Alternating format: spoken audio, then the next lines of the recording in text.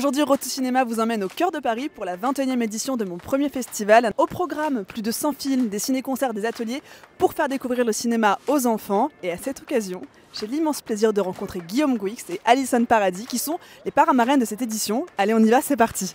Attention au vélo.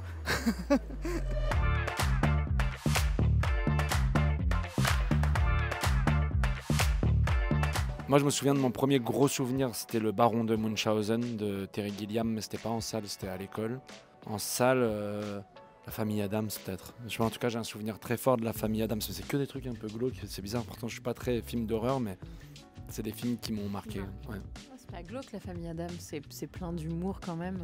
Moi, mon vrai premier souvenir marquant, c'est une anecdote. J'avais une tante qui était un peu farfelue et qui nous emmenait avec mon cousin et ma grand-mère voir La Petite Sirène. Et quand le film a commencé, on s'est rendu compte que c'était La Nuit des Morts Vivants 2. Et elle a dit, ah non, maintenant que le film a commencé, on reste assis. Et donc, je me souviens vraiment de cette angoisse d'être dans un interdit, d'avoir 6 ans, d'être censé aller voir La Petite Sirène et de me retrouver. C'est terrible. Et en même temps, ça m'a peut-être démystifié les films d'horreur, donc c'est hyper ok aujourd'hui pour moi, ça me fait pas tant peur que ça. Mais voilà, c'est drôle. Justement, vous êtes parents, tous les deux. Comment on sait justement à quel âge on va montrer quel film ? Déjà, il y a des sites qui aident un peu, Ouais, ce que j'allais dire. qui aident, je sais plus, Citizen Kid, tout ça, là, c'est des qui référencent un peu les films par âge, ça peut aider.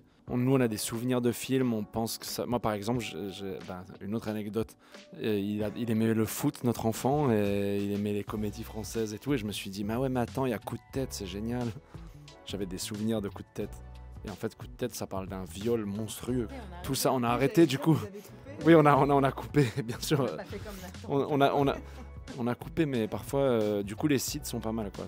Ça peut aider parce que nos souvenirs, ils sont un peu biaisés parfois de ce que produit un film.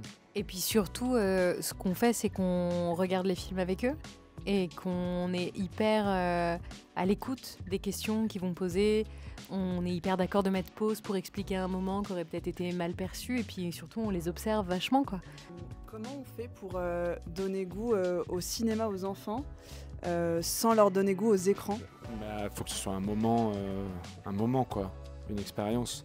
C'est ça, c'est que si on partage, si c'est un moment qu'ils vivent et pas simplement quelque chose qui défile devant leurs yeux, mais nous on a toujours un peu sacralisé le truc, on fait un peu de popcorn, on met des couvertures, on éteint un peu la lumière, on se met un film, et si on sacralise un peu le moment, l'expérience s'arrête pas que au fait qu'il y a un écran, mais à ce qu'on est en train de vivre ensemble.